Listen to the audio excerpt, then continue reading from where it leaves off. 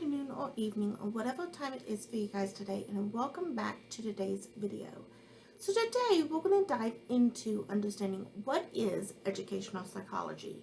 So today's learning objectives are to understand what is educational psychology and to understand the top 20 educational psychology principles that we will be reviewing over the course of this semester. So let's talk about what is educational psychology.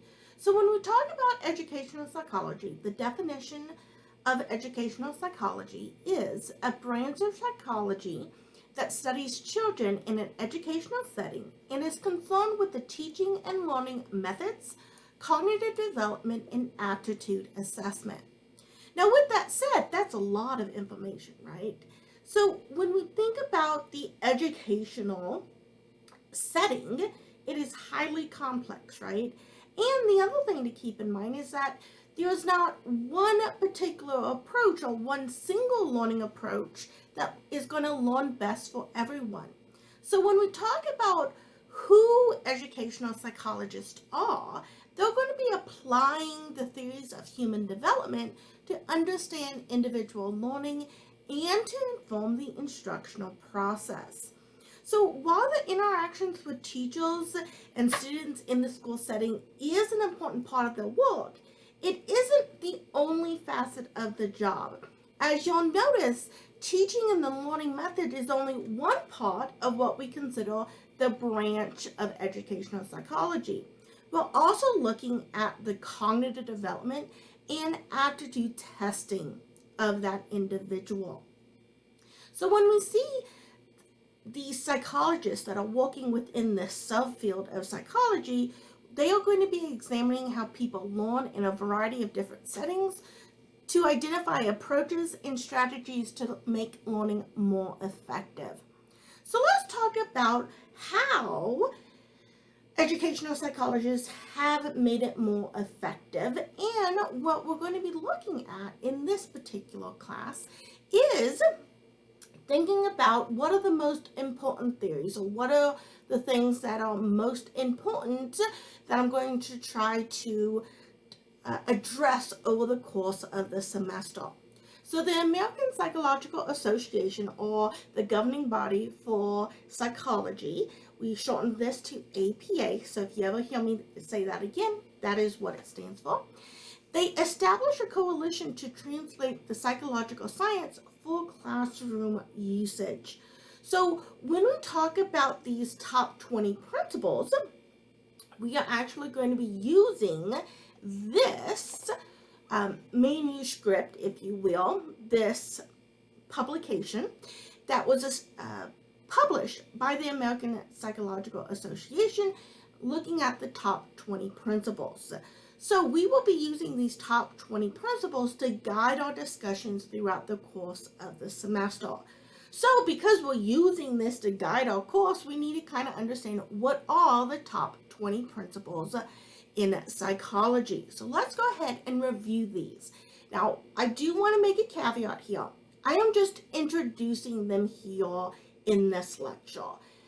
Throughout the entire semester, I will be bringing these principles back up. We'll be relating concepts back to them, thinking about concepts, thinking about definitions, theories, etc. So these principles will come up over and over and over again throughout the semester.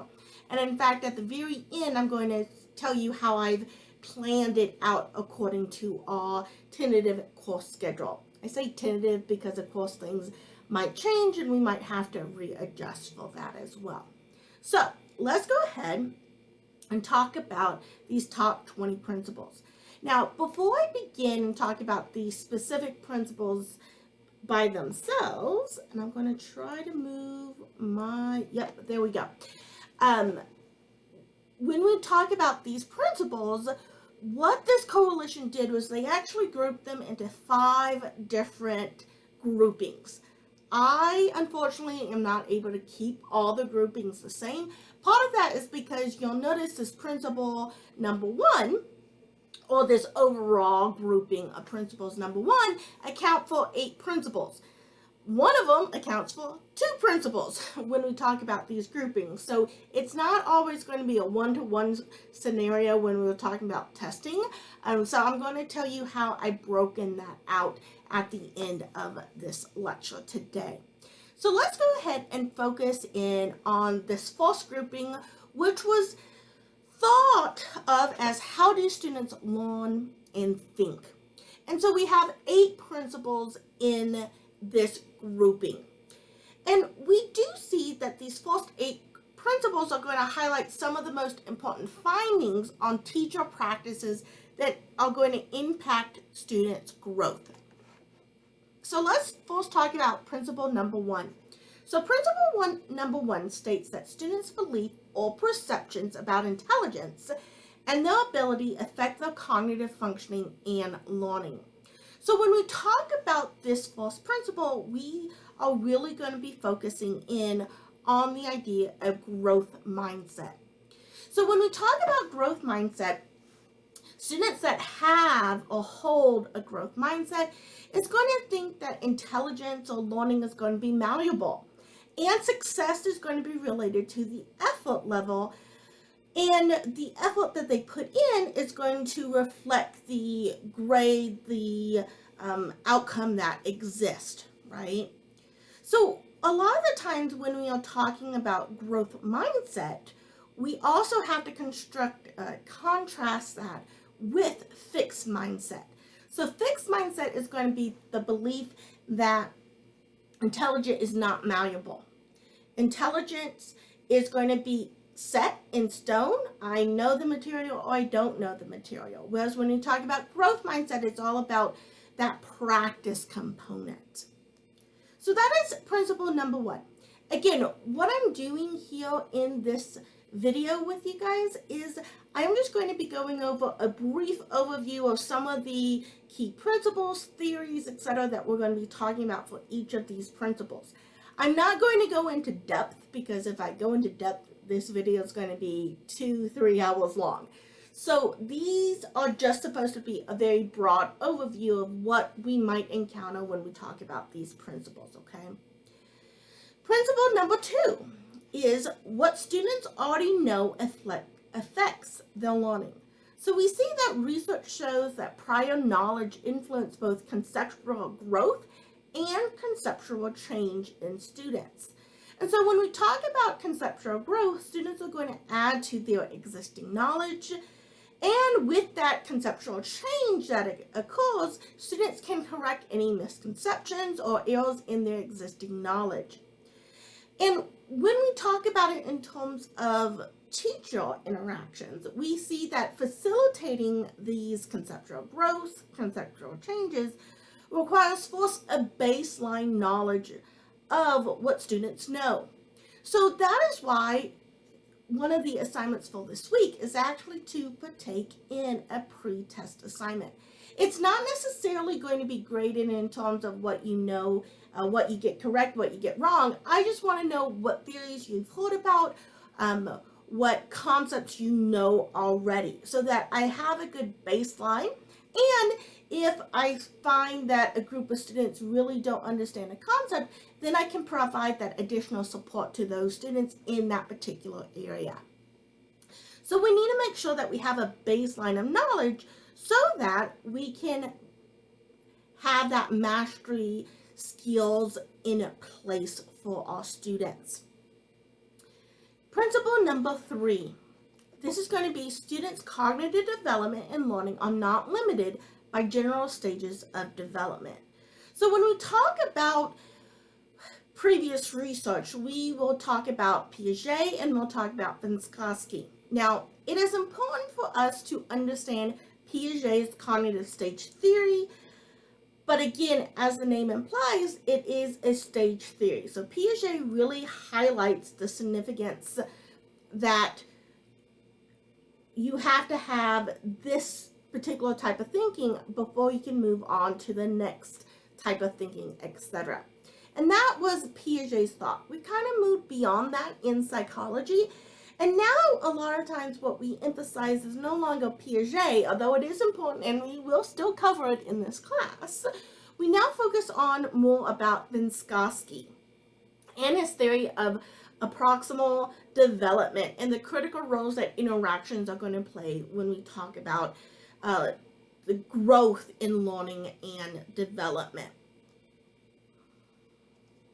For principle number 4, we're going to be focusing in on learning is based on content. So generalizing learning to new context, let me repeat this, okay? Learning is based on context. So generalizing learning to new context is not spontaneous, but instead needs to be facilitated. So we see that students' growth and deeper learning are developed when instructors help students transfer knowledge from one context to another. So a lot of the times you might have learned about Piaget but haven't applied it, say, to the educational classroom, etc., right? So applying it from one context to another. We also see that students are able to generalize better in new contexts if the students invest time in focusing in on deeper learning. So not just at the surface level, but at deeper learning. And so we're going to be talking about depth of knowledge in this class as well. Let's talk about principle number 5. So acquiring long-term knowledge and skill is largely based on practice. I like to call this practice, practice, practice. And in fact, a lot of what inspired Graham Nuthall's rule of 3 that we talked about previously was this principle, right? Acquiring long-term knowledge and skills largely dependent on practice. And his idea was that we need to practice the material in some variation 3 times before it can be into a long-term memory storage. So we can already start to see how some of these pedagogical approaches are being embedded into this class. So when we talk about this principle, we are really going to be looking at the memory, so the information processing model, and how attention, memory, forgetting, focus is all going to be playing a role in how to retain and acquire long-term knowledge in a long-term memory. Let's talk about principle number 6. So principle number 6 states, clear, explanatory, and timely feedback to students is important for learning. And so this principle is going to highlight the importance of instructor responses and indicates the best manner in which to deliver feedback to students in order to maintain and increase motivation to learn. Principle number 7. So principle number 7 states, students' self-regulation assists in learning and self-regulatory skills can be taught. So when we talk about these self-regulation skills, these are going to include attention, organization, self-control, planning, memory strategy, time management skills, right? All of these are going to improve the learning and engagement and can be taught through direct instruction. So we're going to be talking about Bandura's social modeling theory, or social cognitive theory. One of his techniques that he uses or talks about is modeling, and I have that in my notes here. And so we can see that teachers can model organizational methods and assist students by highlighting learning targets at the start and conclusion of lessons, using classroom calendars, highlighting difficult concepts that might require more practice, breaking larger projects into smaller manageable components, using well-designed rubrics, and even allowing sufficient processing time through questioning, summarizing, and practice. The last and final principle in this larger grouping that we're talking about is the idea that students' creativity can be fostered. So when we talk about creativity, this is going to be considered a crucial skill for technology-driven in the 21st century world. One of the biggest things that has occurred within the last 2 to 3 years have been the push, the establishment of AI in the field, right? And so the idea of creativity being able to be taught, nurtured, and increased, and also understanding that what we're teaching now is not necessarily what's going to be taught or even used in the future. So being able to have that creativity, i.e. the ability to think on the feet, the ability to readjust when things occur. I remember in 2022, although it started, so AI started just around the fall of 21. It was first starting to get headlines, and then we started to see that it started to explode in popularity in 2000. Am I remembering this right? 22? Maybe it was even 23. Sometimes it kind of all blurs together at this point. But we see that that has changed the way that we instruct students, the way that we go about doing things. So this idea of creativity can be nourished, can be taught, can be increased in our students. So understanding how students think and learn is going to be an important part of educational psychology. We can also see that the next grouping of principles are going to include what motivates students. So when we talk about motivation, we're going to see that students who are motivated and increased are interested in learning. Important part is interested in learning is going to be more successful. And so we have four principles that are going to address motivation. So we have principle number 9. So students tend to enjoy learning and to do better when they are more intrinsically motivated than extrinsically motivated to achieve. So this principle is going to be derived or directed at how instructors can increase intrinsic motivation through classroom practices and activities that support the fundamental need of students to feel more autonomous. It is important to note that at a younger age, extrinsic motivation might actually work better than intrinsic motivation, especially when we talk about what level of schooling they are at. So pre-K, kindergarten, extrinsic motivation is highly motivating. Kids love stickers. You could ask them to do something, and if they get a sticker at the end, they're going to do it most of the time. Sometimes not. Most of the time they will, right? If we talk about a sticker, say in high school, maybe even college, right? Stickers are not the most motivating in that way, right? So again, as we age, we are going to see that extrinsic motivations are going to decrease and intrinsic motivation are going to increase. So during the unit on motivation that we're going to be talking about, we're going to be talking about intrinsic and extrinsic motivation, and we're also going to be talking about what are your own motivation and how it has influenced your own success. Let's talk about principle number 10. So principle number 10 states that students persist in the face of challenging tasks and process information more deeply when they are adopting mastery goals rather than performance goals.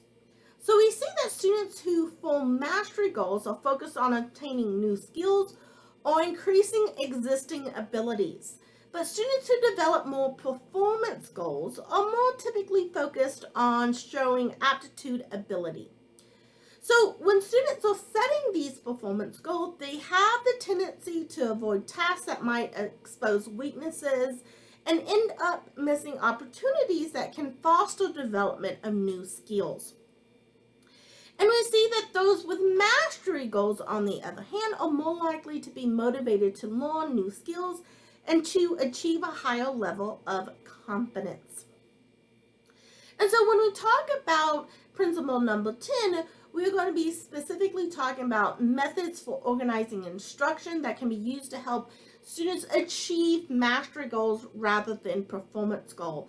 Although I will say this too, and a lot of the times you'll notice this throughout a lot of these principles, there are some times where a performance goal is more appropriate. So we're going to talk about when it's more appropriate for performance goals versus mastery goals. Let's talk about principle number 10. Principle number 11. Principle number 11 states that teachers' expectations about their students affect students' opportunity to learn, the motivation, and the learning outcomes. So the beliefs that teachers have about the students are going to affect students' opportunity to learn. And we see that psychological research has uncovered ways for teachers to communicate high expectations for all students and to avoid creating a negative self-fulfilling prophecy. And so we're going to be talking about self-fulfilling prophecies and the research that was conducted by Rothenhall and Jacobson when we talk about like social psychology or social learning when we talk about that. All right, the final principle under this grouping is going to be principle number 12. So principle number 12 states that setting goals that are short-term, specific, and moderately challenging enhances motivation more than establishing goals that are long-term, general, and overly challenging. And so this principle is going to examine how students are going to use short-term, specific, and moderately challenging goals so that students can maintain those goals, right? So we actually see that if students are setting short-term goals, very specific goals, and moderately challenging goals, they are more likely to keep those goals and actually meet those goals than students that actually set more long-term, general, and overcomplicated goals. And so we see that they have the ability to create these specific goals and be able to be motivated to meet those goals as well. So we are going to be talking about all of this when we talk about motivation. Let's move on and talk about the next grouping that we're going to be looking at in this course. So this is going to address principles 13 through 15. And the idea that we're talking about here is what are the social contexts, interpersonal relationships, and emotional well-being, what social emotional. Sorry, again, my office is super hot and I've been in here for about 2 hours and I don't have the fan going right this second. So let me repeat what this overall grouping is called. So, one second. I noticed a mistake. Let me correct it. All right. The reason why I was getting tripped up is I kept saying the word why and then it says what. So, why are social contexts, interpersonal relationships, and emotional well-being important to student learning? So we see that these principles are going to reflect the importance of relationship, culture, community, and well-being on learning. And so we see that these principles are going to focus on how instructors can help students by fostering healthy relationships with them and an interest in their lives outside of the classroom. So when we talk about principle number 13, we see that learning is situated within multiple social contexts. So we see that principle 13 is going to emphasize how various communities and their culture, are going to influence learning. So we're going to be talking about Bronfenbrenner's bioecological theory, so how family, how peers, how neighborhoods, how laws, how all of those can affect learning in our students. We also see that this principle is going to specifically look at the many concepts that are going to be related to social psychology. So we're going to talk about norms, the attribution theory. We're going to talk about how individualistic culture versus collectivistic culture might influence psychology, and more specifically education psychology in the classroom, right? So we are starting to see how these social contexts can influence the classroom. We're also going to be talking about principle number 14. So principle number 14 states that interpersonal relationship and communications are critical to both the learning process and social development of students. So we see that this principle is going to provide detailed and specific guidelines for improving both student-teacher and student-to-student relationships in the classroom. And finally, we have principle number 15. So this is the emotional well-being influences educational psychology. Nope, not educational psychology. Let me repeat. So principle 15 states, emotional well-being influences educational performance, learning, and development. And we're going to see that various components of emotional well-being are going to be included throughout the course. Now, I'm going to specifically look at this in one specific area. And again, I'm going to talk about when we're going to talk about all of these specific principles in just a little bit. But we're going to be talking about certain concepts such as self-concept, self-esteem, self-efficacy, even locus of control, and even coping skills. So these are just a couple of concepts related to emotional well-being that we're going to be addressing in this class. All right, the next grouping, second to last grouping that we have. This is how the classroom can be managed. And so when we talk about these principles, you'll notice that there's only 2 of them. And again, that's why I was talking about how earlier it's not broken down like each of these groupings are going to be at separate tests or anything like that, because they're vastly different. One has 8, one has 2, right? So the weight of them are vastly different for that. So let's talk about principle number 16. So principle number 16 states, expectation for the classroom content, conduct, and social interactions are learnt and can be taught using proven principles of behavior and effective classroom instruction. So when we talk about these proven principles of behavior, we're going to be talking about classical conditioning. We're going to be talking about operant conditioning. We're going to talk about reinforcement and punishments and how that can be used in the classroom. Principle number 17 states that effective classroom management is based on setting and communicating high expectations, consistently nurturing consistently nurturing positive relationships, and providing a high level of student support. And so we're seeing that this principle highlights the practical techniques that create a culture of high academic achievement and positive classroom behavior, both in the classroom and just in the general school settings as well. The final grouping that we're going to be looking at is the grouping of how to assess students' process. So these 3 principles that we have right here are going to be devoted to the process of student evaluation.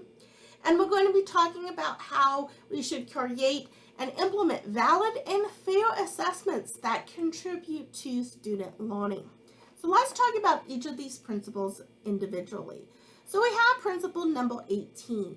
So principle number 18 states that formative and summative assessment are both important and useful, but they do require different approaches and interpretations. So when we talk about formative assessments, they are going to typically be used as part of the everyday practice and are going to be given either prior to or during instruction. And so when we talk about formative assessment, these tools are designed to collect evidence regarding the progress of student learning in order to provide effective guidance. These formative assessments can either be graded or non-graded, but it is important that we collect multiple formative assessments to see that where students are engaging and potentially where they're not understanding material, so that we can address that in the future. On the other hand, we have summative assessments. So summative assessments are going to result in the overall evaluation of students' learning and are typically utilized at the end of a unit or the course, thus having more limited impact on the instruction that occurs day to day. We also have Principle 19. So Principle 19 states that students' skills, knowledge, and ability are best measured by assessment processes grounded in psychological science with well-defined standards for quality and fairness. And so we see that any type of assessment, either formative or summative assessment, needs to be evaluated for both its reliability and validity. And so we are going to see that instructors can improve both the reliability and validity of these assessments by aligning them to the learning targets, utilizing item analysis, discussing the results with other educators, and monitoring the outcomes for discrepancy across groups, subgroups, or even across time if you teach the same thing multiple years in a row. And so we're going to be talking about this when we are talking about different types of psychological science and how teaching is a science. And the final principle that we're going to be looking at in this class is going to be principle number 20. So this is making sense of assessment data depends on clear, accurate, and fair interpretation. So we do see that effective teaching is going to require the instructor to be able to have an accurate interpretation of the test results and to clearly communicate the results to students and parents. One of the biggest things that we're going to talk about here is about emotion, and not necessarily about emotion on the student side. We're going to talk about that in a different grouping, but emotions as the instructor. Sometimes you just might have a bad day. Sometimes you might have an amazing day, and that can affect the interpretation of the results that are given in a given day. So we're going to be talking about a variety of different concepts when we talk about assessment. So these are the top 20 principles that we're going to be embedding within the course for this semester. Now, with that said, our textbook does not, quote unquote, align one-to-one with those principles. So what I have done instead is I've come through our textbook and I'm pulling out the information and I'm linking it to our principles. Now, like I said before, it's not going to be like a one-to-one ratio where each grouping has its own test, right? So what I've done is I've grouped them into like how to assess students' processes, how to assess students' progress. And I'm going to group that with principles 18, 19, and 20, so all of those together, but I'm also including number 6. So let's go back to number 6, okay? So principle number 6 states that clear, explanatory, and timely feedback to students is important for learning. I felt like that was very important when we talk about assessment, so I kind of pulled that out and put that with the assessment component. So that is why we are looking at principles 6, 18, 19, and 20 in our first unit. In our unit 2, I kind of had to broaden this out a little bit. We are going to be talking about the social context. So when we're looking at the grouping of why are social contexts, interpersonal relations, and emotional well-being important to student learning, we have all 3 of those principles. But we also are going to include principle number 3 to this. You also will notice that I've kind of renamed this. I reframed it in terms of why are developmental contexts important to understanding student learning. So not just the social component, but also the cognitive, also the physical components, and why they are important to student learning. So I kind of pulled more in from that. So that is going to include principle number 3. So let me just remind ourselves what our principle number 3. So principle number 3 is students' cognitive development and learning are not limited by general stages of development. So I pulled that one out and moved it with the other ones for this second unit. Unit number 3 is really going to be focusing in on how students think and learn and what motivates students. This is the one that we have a lot more principles. A lot of these principles, those, however, overlap. So the principles we're going to be looking at for unit number 3 are going to include 1, 2, 4, 5, 1, 2, 4, 5, 7, 8, 9, 10, 11, and 12. So all the ones for motivation, but also some of the ones for how students think and learn. So we're going to be focusing in on, say, the information processing model, motivation, individual variation that can exist as well. And then the final unit that we're going to focus in on is going to be how can the classroom best be managed. So looking at principles 16 and 17. And so this is where we're going to be talking about operant and classical conditioning. This is where we're going to be talking about managing the classroom. So this is our tentative schedule. Like I said before, all assignments will be due on Sunday at 11:59 p.m. except for the last week, except for the last week where the last day of class is December 6th. So it will be due on that Friday instead.